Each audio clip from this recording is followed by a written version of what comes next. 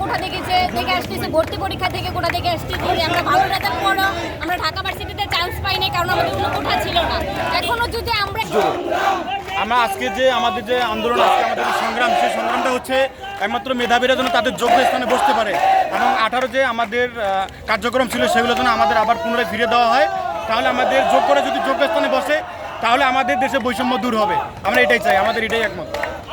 এখানে এসেছি যে আমরা মেধাবী, কিন্তু আমরা 7 কলেজে পড়ি। এখানে আমাদের যতই আমরা শিক্ষার যে রেজাল্ট ভালো করি, দেখা যাচ্ছে যে ওনারা কোঠার কারণে মানে আমাদের এই শুরু থেকে আমরা এটা কোঠা দেখে আসতেছি, ভর্তি পরীক্ষা থেকে কোঠা দেখে আসতেছি যে আমরা ভালো রেজাল্ট করো, আমরা ঢাকা ভার্সিটিতে চান্স পাই নাই কারণ আমাদের কোনো কোঠা ছিল না।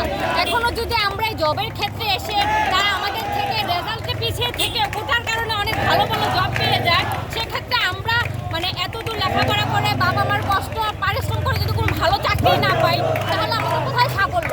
আমাদের তো কোথায় সাফল্য নেই।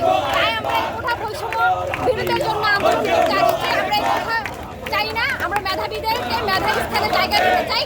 আমরা চাই যে আমাদের মেধার কারণে আমরা চাকরি পাই, আমাদের যোগ্যতার কারণে আমরা চাকরি পাই, কোনো কোঠা চাই না আমরা। আমি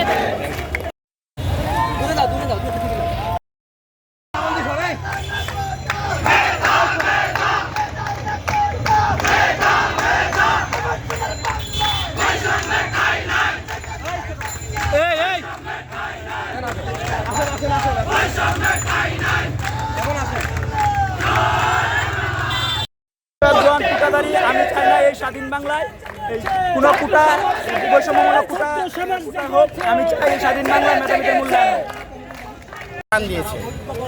এখন আমরা দাঁড়াইছি কি কারণে, যে তাদের বিরুদ্ধে। এটা আসলে বিষয়টা আমরা তাদের বিরুদ্ধে দাঁড়াইনি। তারা কিন্তু তখন জানতো না যে তাদের সম্পর্কে বঙ্গবন্ধু শেখ মুজিবুর রহমান কিন্তু দেশ স্বাধীন হওয়ার পর তারা মুক্তিযোদ্ধারা যে পিছিয়ে ছিল একটু, তাদেরকে সামনে অগ্রসর করার জন্য সেই সময় কোঠা চালু করেছিল। কিন্তু পরবর্তীতে দেখা যাচ্ছে কি মুক্তিযোদ্ধা ছেলে, তারপরে তাদের নাতি নাতনি এবং তাদের পূর্বসূরি এভাবে এবং যারা আসতেছে আরও ভবিষ্যতে তাদের জন্য এই কোঠা ব্যবস্থা চালু হচ্ছে। এতে কি হচ্ছে, এতে আমাদের যারা বর্তমানে আমরা যারা ইয়ং জেনারেশন আছি, দেখা যাচ্ছে যে আমাদের বেকারত্বের হারটা বেড়ে যাচ্ছে। এই বেকারত্বের হার বেড়ে যাওয়ার একমাত্রই কারণ হচ্ছে কোঠা ব্যবস্থা।